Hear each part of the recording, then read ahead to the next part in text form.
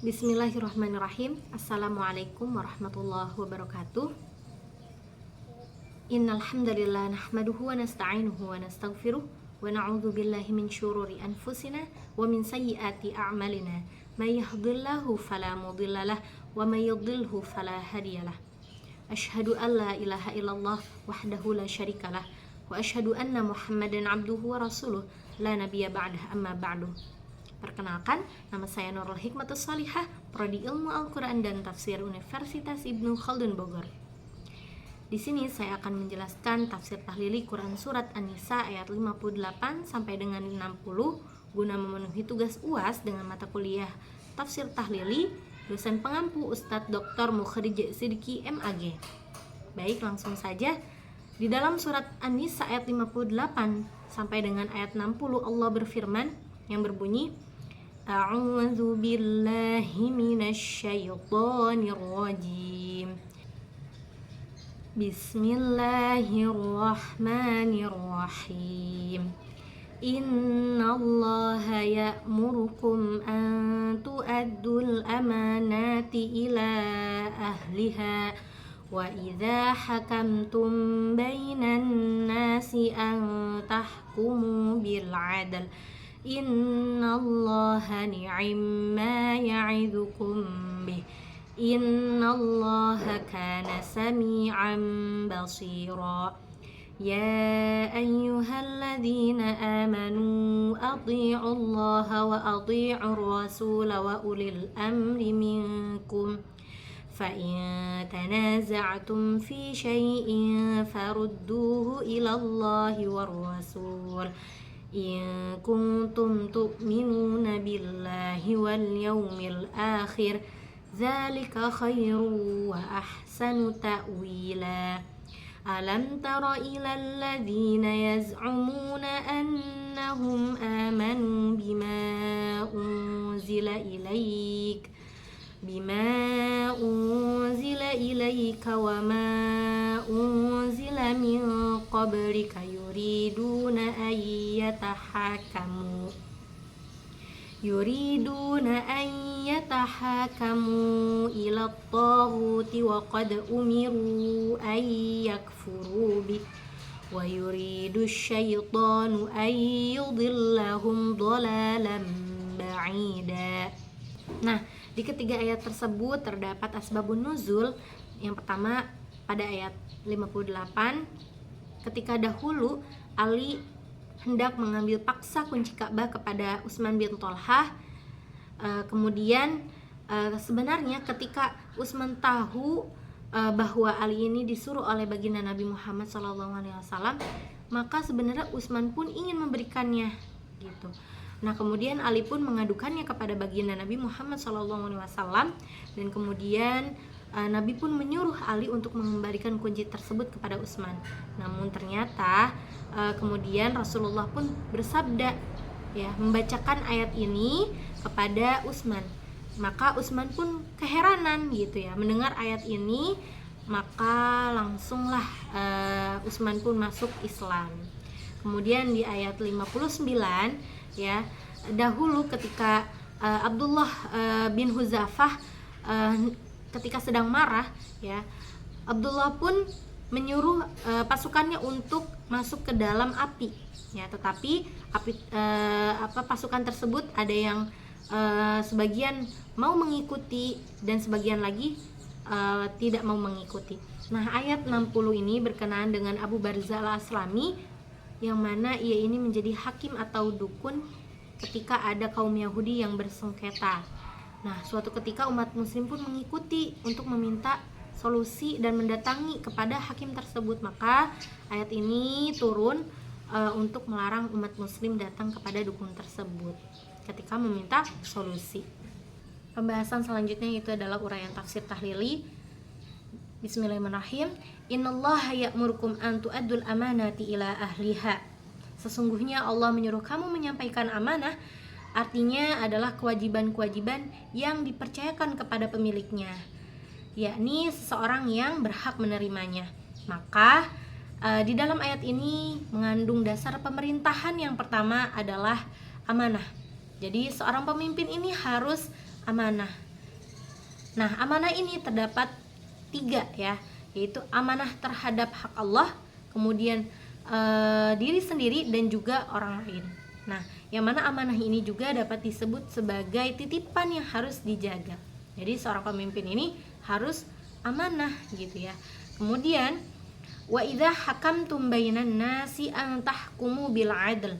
Ya, apabila kamu menetapkan hukum di antara manusia, maka Allah memerintahkan kamu agar menetapkan hukum dengan adil. Maka di dalam ayat ini, setelah tadi kita mengetahui bahwa pemimpin itu harus amanah, maka di ayat ini pemimpin harus adil. Ya, jadi mengandung keadilan. Jadi tadi apa? Pemimpin yang amanah. Yang kedua, pemimpin yang adil. Nah, di dalam ayat ini juga bukan hanya perintah tentang keadilan, tetapi juga ancaman kezaliman sebagaimana di dalam surat Ibrahim ayat 42. Dan janganlah engkau mengira bahwa Allah lengah dari apa yang diperbuat oleh orang-orang yang zalim. Nah, di antara bentuk kezaliman yang paling berbahaya ini adalah menggunakan hukum selain hukum yang ditetapkan Allah, ya, kezaliman seorang pemimpin dan juga para hakim. Nah, agar hakim bertindak adil itu bagaimana? Yang pertama, memahami kasus yang tengah terjadi, ya. Kedua, tidak melihat kepada satu pihak gitu ya. Kemudian memahami hukum-hukum Allah, dan yang terakhir melantik orang-orang yang memang mempunyai kemampuan gitu. Kemudian innallaha ni'ma ya'idukum bih, ya. Sesungguhnya Allah amat baik sekali. Pada ni'ma ini itu mengandung mim yang diidghamkan kepada ma, yaitu adalah nakirah ma mausufah, artinya ni'ma syai'an atau sesuatu yang amat baik, ya, yakni menyampaikan amanat dan menjatuhkan putusan dengan adil. Jadi menjaga amanah dan berlaku adil ini merupakan sesuatu yang paling nikmat, yang paling berharga yang Allah nasihatkan kepada kita semua gitu. Innallaha kana sami'an basira. Sesungguhnya Allah Maha mendengar akan semua perkataan, lagi Maha melihat segala perbuatan. Allah mengetahui apakah kalian melaksanakan amanah atau mengkhianati amanah, dan Dia juga mendengar ketetapan hukum yang telah kalian putuskan, lalu nantinya amal perbuatan kalian ini akan dibalas. Kemudian ya ayyuhalladzina amanu athi'ullaha wa athi'ur rasula wa ulil amri minkum. Hai orang-orang yang beriman, taatlah kamu kepada Allah dan Rasul serta pemegang-pemegang urusan di antara kamu. Artinya para penguasa, yaitu jika mereka menyuruhmu agar menaati Allah dan Rasulnya.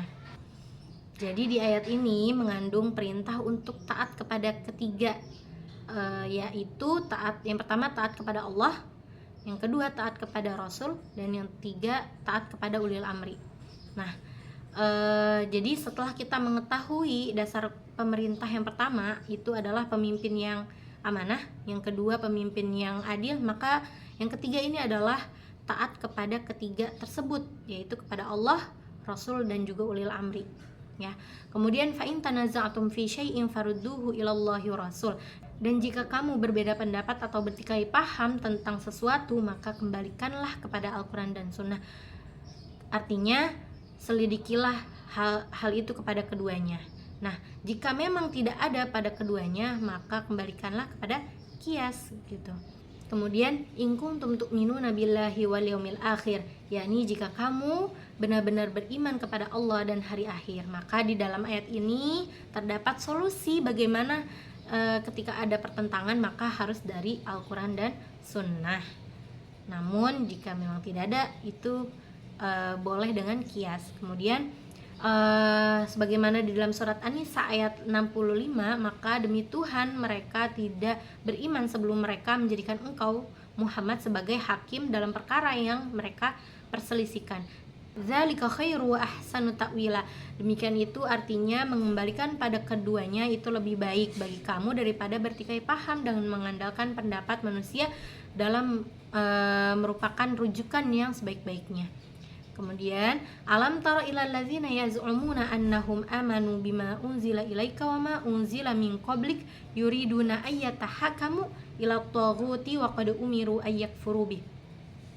Tidaklah kamu perlihatkan orang-orang yang mengaku diri mereka ini telah beriman kepada apa yang diturunkan kepadamu dan apa yang diturunkan sebelum kamu, maka hendak bertahkim kepada Taut. Ini artinya orang yang banyak berbuat kedurhakaan, yaitu ini Ka'ab bin Ashraf. Di dalam ayat ini tentang bagaimana orang ini mengaku beriman, ya, artinya ini lebih luas, ya, ini adalah celaan kepada orang yang tidak mau kembali kepada hukum Allah, ya. Jadi jika dia bersengketa, dia ini tidak mau kembali ke hukum Allah, yaitu adalah pedoman selain Al-Quran dan Sunnah, maka ini disebut dengan toghut, ya, atau disebut dengan toghut. Dan ini juga termasuk orang-orang munafik, ya. Wa yuridu syaitanu ayyudillahum dhalalan ba'ida. Dan setan bermaksud menyesatkan manusia sejauh-jauhnya dari kebenaran hingga dia tidak bisa kembali.